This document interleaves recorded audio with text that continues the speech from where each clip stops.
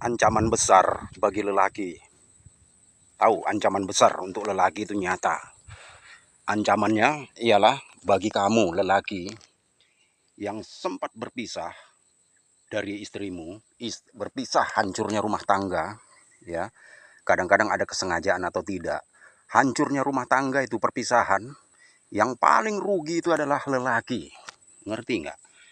Lelaki yang paling nanti hancur.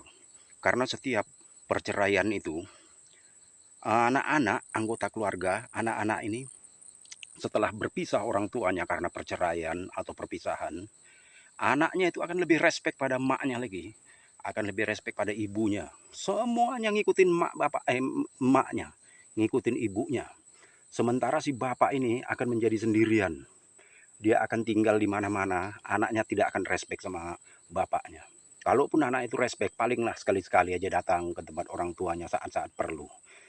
Tapi semuanya 99% itu semuanya ada di ibu. Semuanya kumpul di rumah bersama ibunya, ikut semua. Habislah kita yang kaum lelaki nih, habis. Makanya itu udah banyak kita lihat tuh perceraian yang terjadi di mana-mana itu. Kadang-kadang waktu masih dia usia-usia muda, poya-poya dengan perempuan ini itu, ekonominya masih bagus. Bahkan istrinya dia ceraikan, dia campakkan istrinya. Rupanya setelah usianya tua, hancur ekonominya. Dan dia pun yang tadinya nikah-nikah, kawin-kawin berulang kali, ditinggalkan oleh istrinya, ditinggalkan oleh bini-bini mudanya karena harta sudah habis. Itu dia tinggal sendirian, sementara anak-anaknya semua ikut mamanya. Apalagi yang sakitnya, si anak-anak tadi ini udah jadi orang, udah jadi pegawai ini, udah jadi ini itu, bidan kayak apa kayak semua. Semua kasih sayang mereka itu dia luahkan anak-anaknya itu pada ibunya. Bapaknya ini ke pinggir macam orang lain. Itu banyak itu. Inilah ancaman bagi laki-laki. Makanya laki-laki jangan sembarangan. Kalau terjadi perceraian atau perpisahan rumah tangga, yang rugi itu laki-laki. Yang hancur itu laki-laki. Nah, makanya jangan sok-sok hebat, sok-sok nikah, sok-sok apa, ganti ini itu. Itu banyak loh kejadian seperti itu. Apalagi ancaman besar oleh para kaum lelaki ini.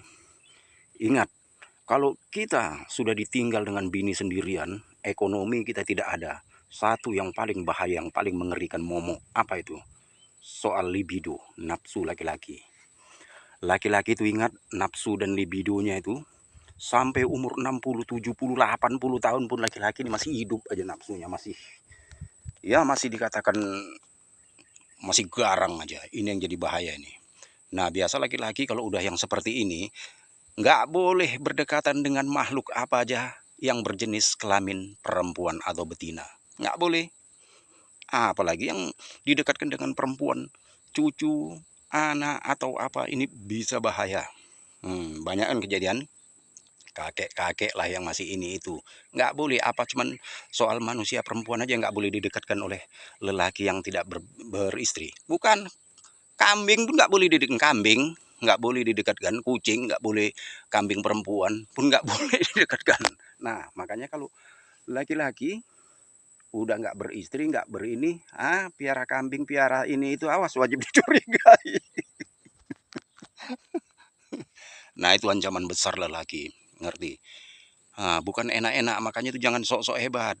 Itu banyak kuperhatikan itu ya, apabila perpisahan lelaki, perceraian rumah tangga, yang hancur pasti si laki-laki. Alamat sendirian tinggal, aku banyak ku tengok itu. Tinggallah sendirian macam orang lajang. Bukan dia sok lajang, nggak ada lagi. Apalagi terlebih kalau ekonomi nggak ada. Kalau dia masih punya harta, punya ekonomi, dia masih bisa cari istri lagi. Karena dengan duitnya, dengan uang dia masih banyak juga bisa mencari janda kayak atau apa kayak. Kalau duit banyak, anak gadis masih bisa dicarinya lagi untuk mengurus diri dia, untuk menyalurkan bakat-bakat yang terpendamnya ini. Coba kalau sempat nggak ada, pikirkan coba. Duit nggak ada, nafsu masih tinggi, nafsu ini libido ini masih tinggi. Tengok kiri, tengok kanan, duit nggak ada. Coba Orang mau dinikahi mana mau kalau duit nggak ada, geng. Fulus kalau tak ada, semacam-macam lagi. Nggak usah lagi kita banyak-banyak tingkah. Nah, jadi disinilah kerugian besar lelaki. Kalau apabila sempat dia tidak mempunyai ekonomi, satu di hari tua. Yang kedua, sempat terjadi perceraian rumah tangga, hancurnya rumah tangga, baik unsur kesengajaan ataupun tidak. Laki-laki lah yang paling mengerikan ancamannya di hari tua. Kalau emak ini tetap diikuti sama anak-anaknya, tetap disayangi sama anaknya, seburuk apapun anak-anak itu kepingin dekat emaknya. Nah, itulah enaknya yang kaum wanita ini. Makanya jangan coba-coba salah. Nah, aku banyak itu kuperhatikan itu. Waktu dia muda, kawin sana, kawin sini, nikah sana, nikah sini. Ada yang dipakai, bininya diceraikannya. Ini kawin dengan wanita muda, udah pindah lagi wanita ini lagi, ini rupanya dipeloroti, dia dipeloroti habis. Sekarang tinggal gigi sama lidah. Duduk diem. Apa mau dikerjakan lagi kalau ada duit nggak ada? Sementara libido tadi masih membara aja, masih tinggi. Nggak tengok kiri, tengok kanan. Itulah makanya yang banyak yang bahaya itu. Duit nggak ada, nafsu tinggi. Jadi pelarian libido itu kemana? Kemana mau diarahkan? Itu makanya yang bahaya itu. Yang jadi korban sabun juga kan. Makanya setiap hari belanja sabun. Hati-hati. Jangan sok-sokan tentang ekonomi ini. Ancaman lelaki itu yang paling ngeri. Lelaki yang punya resiko di belakang harinya itu ngeri. Makanya kalau masih kuat kerja, udah itu ekonomi kalau masih ada dibaik-baikkan. Sama orang rumah jangan macam-macam. Sama orang rumah kita itu jangan macam-macam. Semua dia ngurusin, dari mulai makan kita, masakkan dia, nyuci baju kita, sampai hasrat kita pun dia. Mau sok-sokan pula kita apakan dia, awas, bahaya. Kita yang susah nanti di belakang harinya. Itu ancaman besar para lelaki. Jangan macam-macam.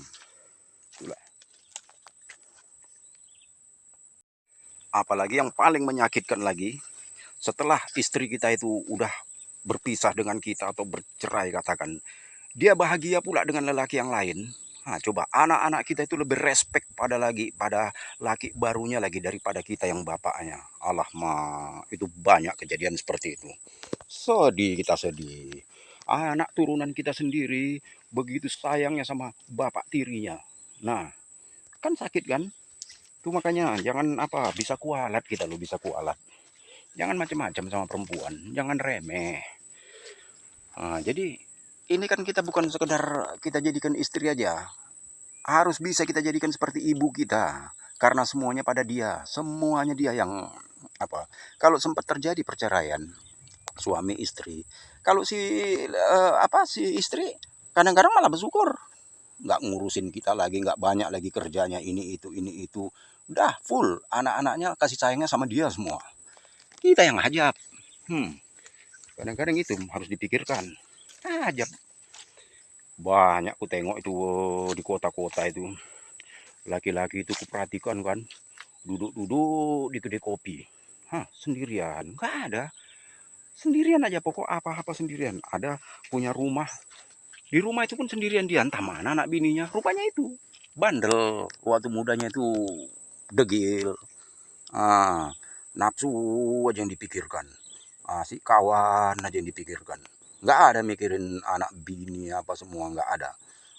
Asik sama kawan-kawan aja lah, kawannya menyabu ikut, kawannya main skater ikut, kawannya ini tuh ikut, nggak ada mikirin ke rumah. Jadi lama-lama orang bininya itu malas lah nengoknya. Ditendang lah, boom, udah pisah. Apa yang terjadi? Susahnya geng. Sendirian, makan sendiri, tidur sendiri, bak kata lagu dangdut itu.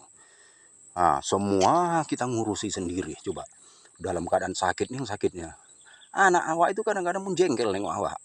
Walaupun dia anak itu udah besar, udah berumah tangga, udah tahu deh ini itu.